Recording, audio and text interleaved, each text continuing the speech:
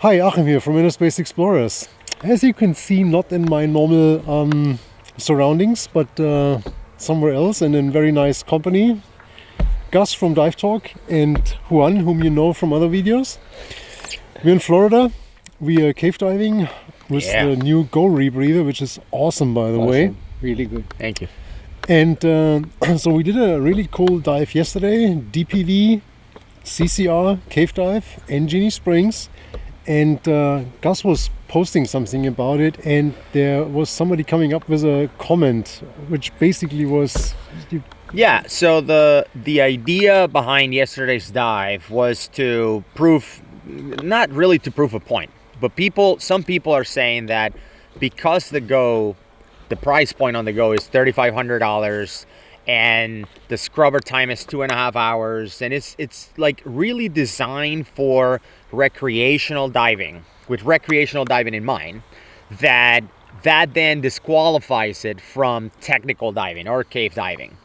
And I mentioned in the past that the rebreather doesn't know if you're in open water or in a wreck or in a cave. Like, it doesn't care. It just works underwater no matter where you are. So to kind of prove a point that it works great anywhere, we went for a 2-hour cave dive, a Genie, which then generated a question from somebody or a comment to kind of school us, because there's a lot of experts on the internet, that said, you guys are being super unsafe because you did a 2-hour dive with a 2.5-hour scrubber life. That clearly violates the rule of thirds, because you should have left a third of the time of the 150 minutes, 2.5 hours. You should have only done 100 and leave 50, as a safety. So, and I thought this is a fantastic topic for a video, because it's obviously nonsense, and we're going to talk a little bit about that.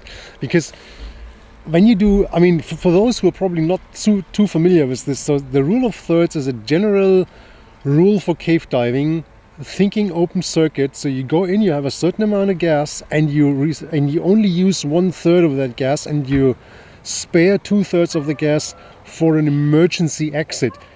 The thinking behind is the second third you use for your partner, which in a worst case scenario doesn't have gas on the farthest part of the dive, so biggest distance to the entrance, and then obviously you need the other third to come back also. So that's actually very aggressive planning. So in reality, most people do 1/4, or some people do 1/5 or 1/6, God knows what. But in generally, as soon as you talk rebreather diving, that does not really make any sense anymore. Reason behind is, how should a rebreather diver be out of gas? I mean, normally you're out of rebreather, if you want to call it like that. So your rebreather is flooded, you have a CO2 breakthrough, your electronics give up if you dive on electronic, whatever it is. But it's the rebreather having some sort of malfunction. But as a rebreather diver, you carry bail-out open circuit, so you're not depending on another diver anymore. So if I'm at the worst case point of my dive, so biggest distance to the entrance, and my rebreather gives up, I switch to my open circuit bailout and start swimming out. Right. So the rule of third in the meaning as it was originally does not really apply anymore. Well, so when it comes to planning rebreather dives, we follow the rule of thirds for the oxygen. So we have a turning pressure for the oxygen. So in our case, in back-to-back World War champion countries where we use PSIs, we have 3,000 PSI, and so we say we're gonna turn at 2,000. So we leave 1/3, to come out. Rarely you go that far. Yeah, which you normally don't hit. I mean, ridiculous. we did 2 hours today diving, and I still have 2,000 PSI. So 2/3 left. So. Yeah, if I got to 1/3, that's it. Like the dive is over, because you're constantly using oxygen throughout the dive. But the gas that we carry with us, and even the Sorb, the Sorb lifetime of it, you don't come out with 1/3 of Sorb. Like if you have a rebreather that can dive for 6 hours, you do a 6-hour dive. You don't do a 4-hour dive and leave 2 hours just in case of, like, what? Yeah, I know. The 1/3 doesn't. There's another thing. I mean, if you talk gas planning, when your gas is done, it's done. You can't breathe anymore. It's an ultimate problem. And I mean, the Sorb is there's people don't understand that.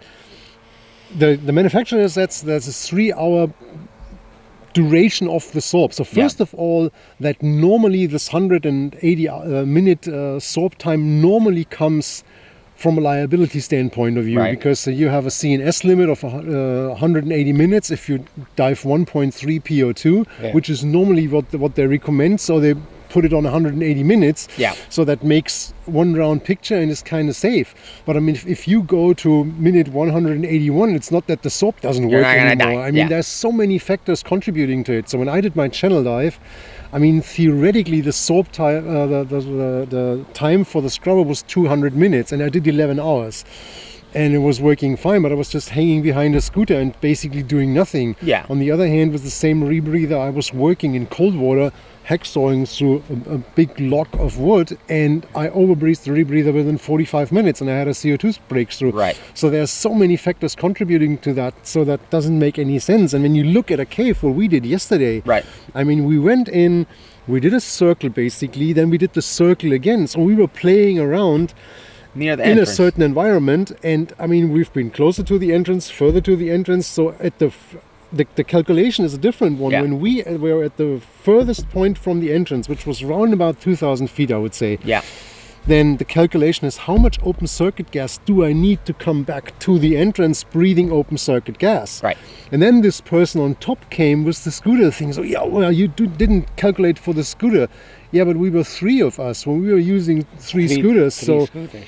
But we still calculated our swim speed. We didn't even count the scooter as part of our emergency. We calculated swimming out, but we had the scooters, and even if one of these scooters breaks down, I mean, another diver can tow and even reach the same speed, because the scooters we were using, I mean, they have like 10 speed settings, and we were on 4 or 5.